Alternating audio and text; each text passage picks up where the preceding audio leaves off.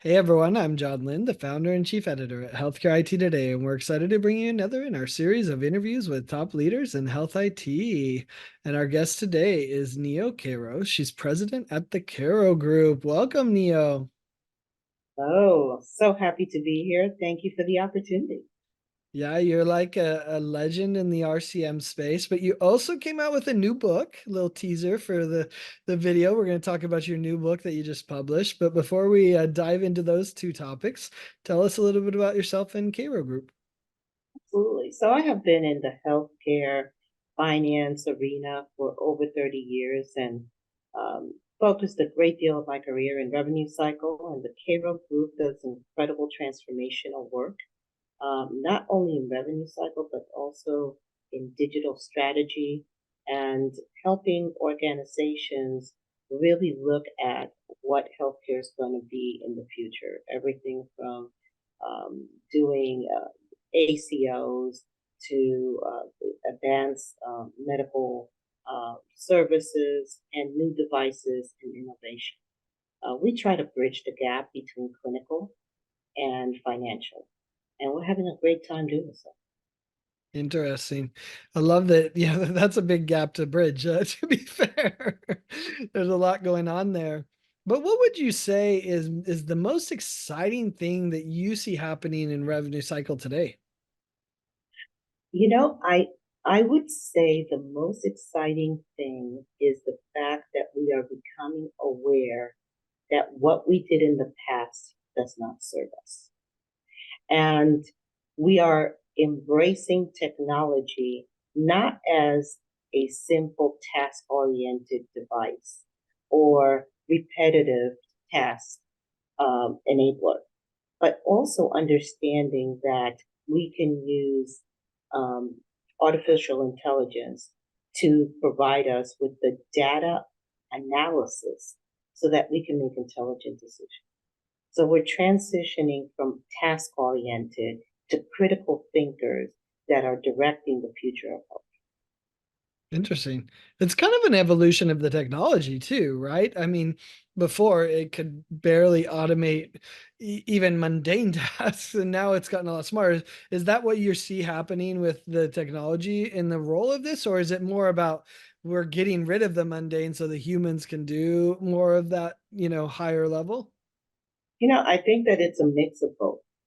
What we've learned is for the last 20 years, we have used some form of RPA Sure. in revenue cycle, and it served us well. The only problem is we all hated the fact that we had to mind the shop, had to mind those bots, make sure that they were functional, because of course our payers kept changing the game. So Oh, we had to be flexible and change our bots to meet the payer. Oh, I'm going to put the information over here where I used to have it there, and so on. But what we've learned is that the bot game is something that is somewhat predictable and that we can have really good analysts maintain that. But now we are in a situation that we can skill up our workforce to be able to become those critical thinkers that are thinking about where can I innovate. An example, denials. When we mhm. look at denials, if I use large language processing and management, I'm able to extract data from the medical record and I can put in front of the right person the information they need to be able to appeal that case or to also understand what failed and how we can prevent it in the future. So one piece of information can be used multiple ways. The Interesting. system can give us information to appeal, put it in a template, and now we've expedited the appeal process. It also can give us the root cause and mitigation strategy. So we are now able to use data in an effective manner that lets us use our human capacity to be to change the way we do things and at the same time be much more agile in our That's decision. interesting. Yeah, I mean it's funny because you see it happening on both sides of the equation too, right? The Yep. providers are using it, the payers are using it. There was a situation I heard about that the denial happened in 30 seconds. So it was clear it was not a human denying it, right? It was a bot, right, that had done it, right? It's going to be interesting to see how this evolves, right? Bots talking to bots, right? Like and playing, you're right, it's a bot game, which is interesting. And how will that evolve? But I mean, I don't know, what do you think? I feel like payers are becoming more responsive to some of this, because they need to in order, for the volume that they're going to get and things like that. But it still is this kind of challenge between the two, right? Absolutely. So the fact of the matter is that great example you used about the 30-second prior authorizations.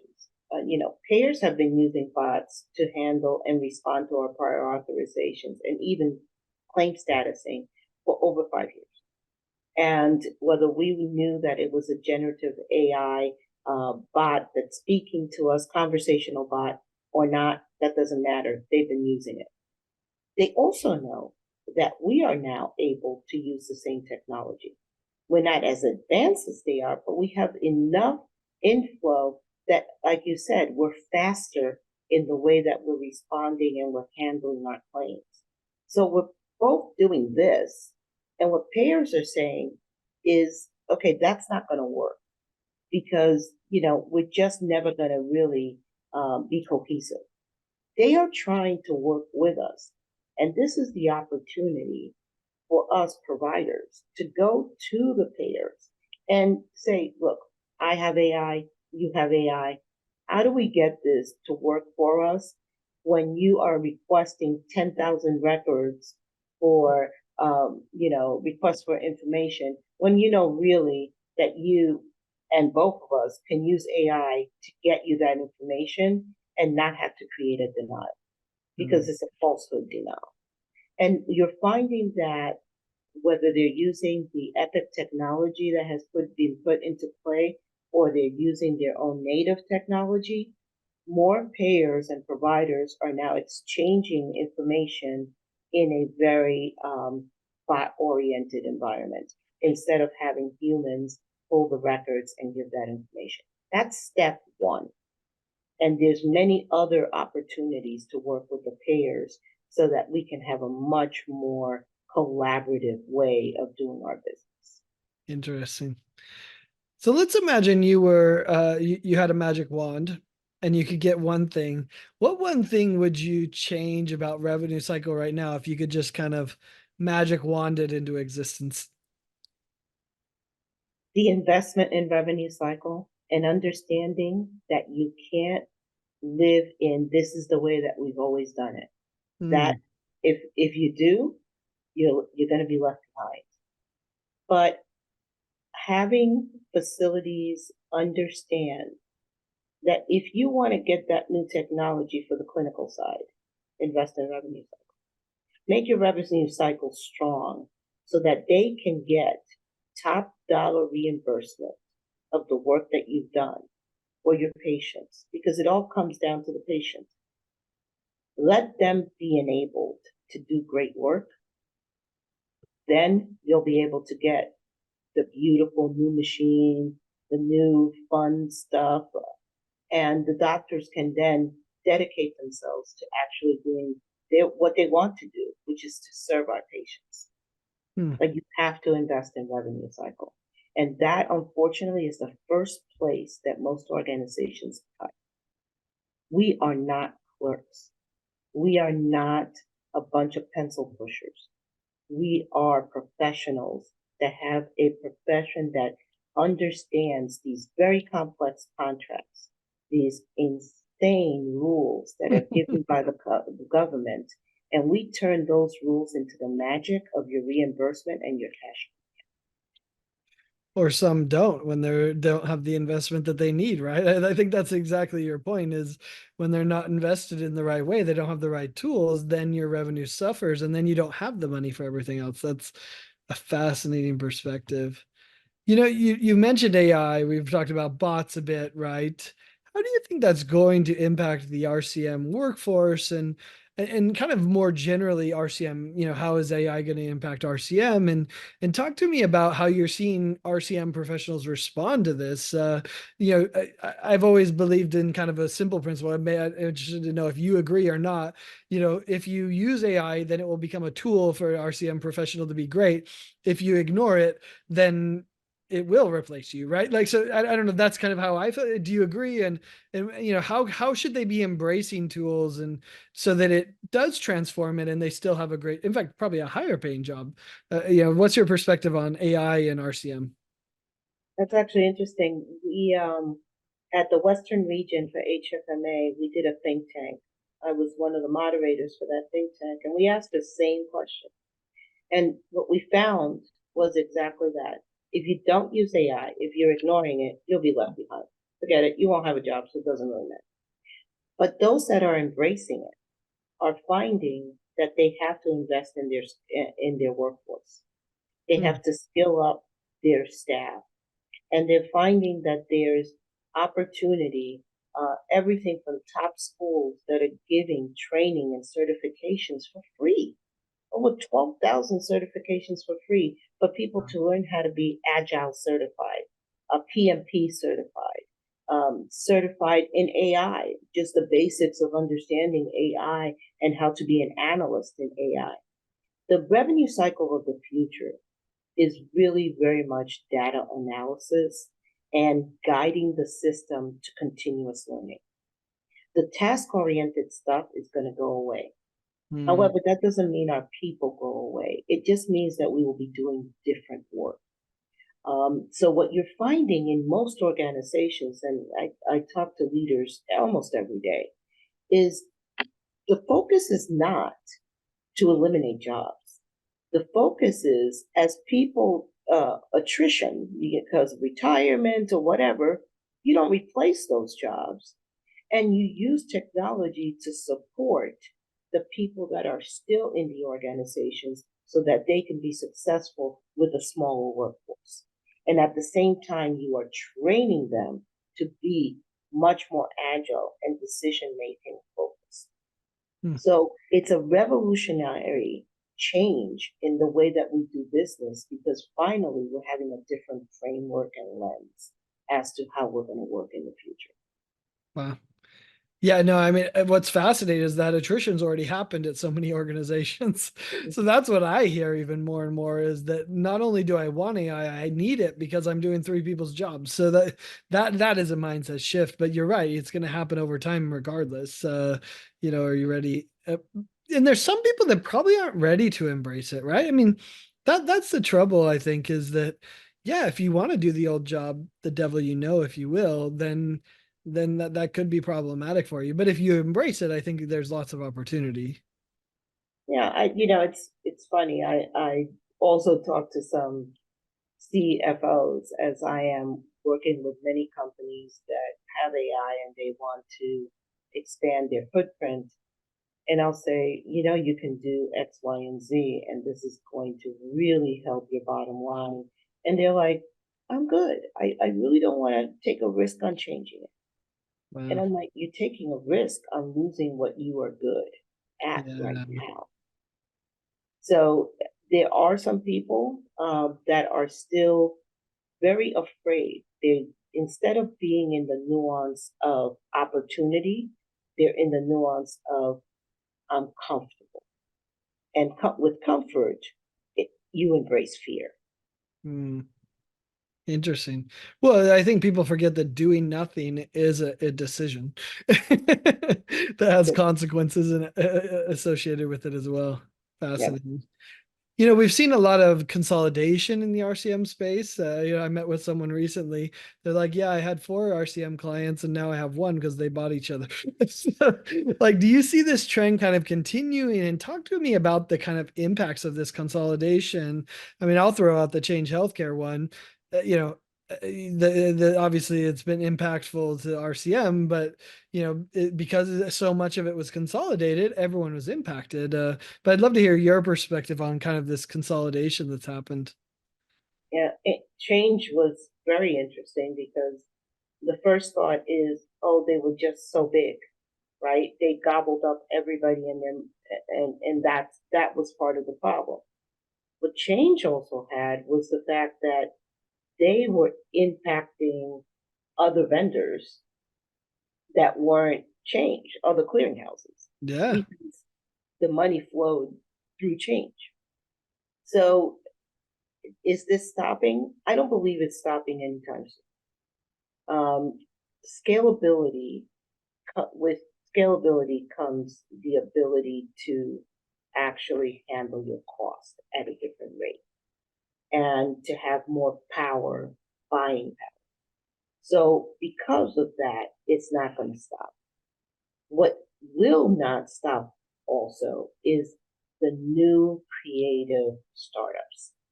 We have seen a surge of startups in our industry that we hadn't seen in about 10 years.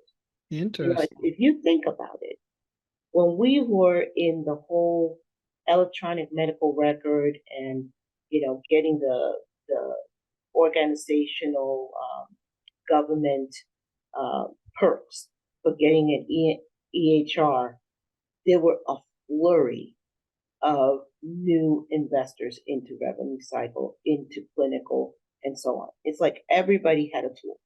Yep. They were all And then chasing the government money. everybody was chasing the government money. And then it went dormant. We had about 10 years of a lull. We had a few things happen that were kind of cool, pretty much in the patient access arena, because we were using a lot of things that we learned from hotel industry Mm, and retail industry to bring it into that patient access space to give it a customer experience. yep. But that's where we were seeing the change. But now with AI, the resurgence of innovation of that new vendor is really sky high. So we are going to continue to see those mergers and acquisitions as these new tools come into the market. And if they really are valuable, they're going to be bought. Yeah. Sometimes to silence them, other times to make another company better at what they do. Yeah. No, that makes sense. Well, let's shift to this new book. I love it. You just released the book called Joy Notes, Balancing the Trauma with Triumph. Talk to us about how this came together. This is a fascinating, I wouldn't have expected Joy Notes, although if you follow on social media, maybe I should expect Joy Notes, but RCM professional talking about joy. I love it. Um, so Joy Notes is a book about my personal journey through trauma. And also, I partner with five other ladies that have very interesting healthcare journeys. And we talk about how you use music in order to transcend yourself. And we give practical knowledge and principles in every chapter. I could say that every chapter has its own story, and it could be a book unto itself.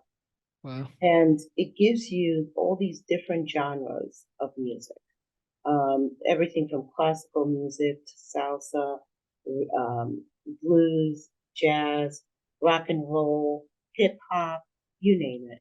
Yeah. And it is a wonderful dance to finding your personal song.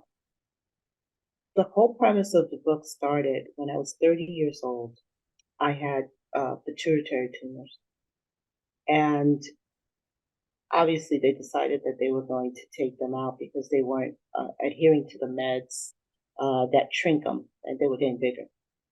And I had my surgery, and when I was having my surgery, I ended up having a cardiac arrest and a stroke during surgery. Came out of surgery, and I couldn't speak. Wow. And I remembered the quote from Hans Christian Andersen: when the words fail, the music speaks. Mm, And I couldn't speak, but I could react to music. And I still could tap music in my hands. wow. In my head, the music lived. And it was very healing.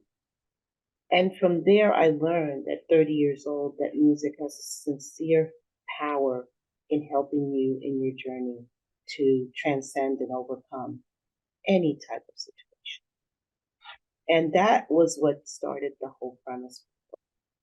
That's so cool. And yeah, and so Gloria Gaynor, um, of I Will Survive, the anthem of overcoming.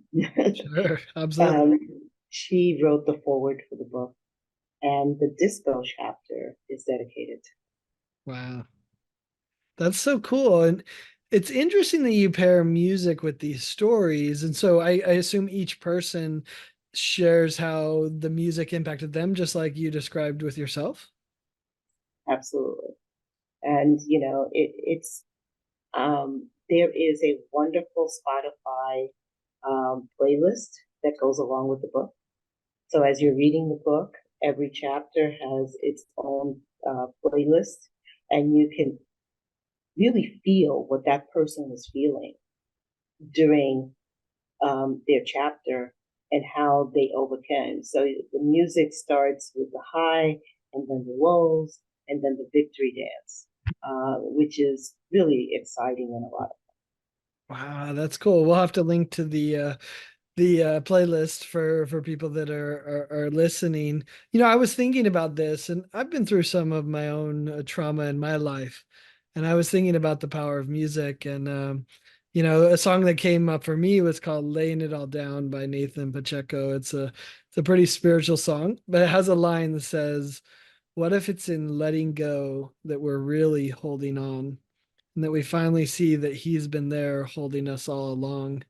And I thought I wanted to share that because as part of my journey in the trauma, right, was this I have to let go of this trauma and I need to trust and for me it's in a higher power, and in God. And in that song, like you said, helped me deal with the trauma. Yeah, of course, Greatest Showman came out at the same time, and I don't know if you know the song From Now On, it's Oh, like yeah, from now absolutely. on, this is what I'm gonna do. It's like my celebration song, like you said. So I've experienced it myself, and that's cool that you're telling those stories. What would you tell, an RCM or even other healthcare professionals that are burnt out? Maybe it was trauma from COVID, maybe it's trauma from the system, I think is what I would probably describe it as. What could they take away from the book and what would you share with them? So one thing that you learn in the book is that you need to find your own purpose, and you cannot live your life based on other people's perspective. Hmm. And to find your journey and to walk your walk, that means that you have to have full awareness of who you are. And that looking in the mirror is a difficult thing.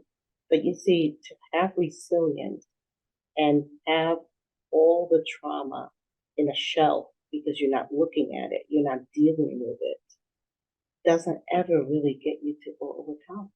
It No. just lets you live day by day.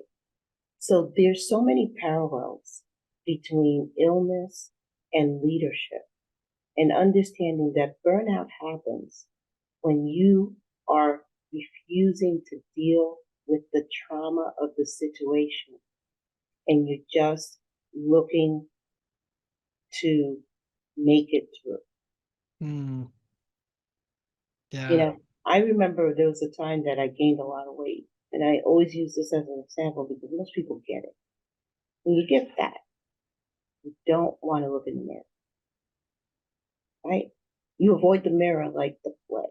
Sure. When you are burnt out, you don't want to look at yourself. Hmm. You just want to make it through the day. And you get in the car and you scream after working all day, but you don't want to figure out, why am I dealing with this hurt, uncomfortableness? What is it that I really need to get fulfilled? Hmm. That's And beautiful. that's what the book does. The book helps you look in the mirror, find your song, because it's the little things that create your personal melody. That's So cool. yeah, we can help you with burnout. Absolutely. Yeah, you don't, you don't have to lie in it. I think that, and music has a way to heal, and that's really interesting. Well, Neo, I feel like we could talk for hours. I hope we get to more in the future, but the book is Joy Notes, Balancing the Trauma with Triumph. Where can people go to get the book? I know there's Amazon will include a link, but any other places you want to mention or shout out? The good news is you can get it from my publisher. You can get it from Amazon, Barnes and Noble. It is at every place that you can buy a book. That's You awesome. can get Joy Notes.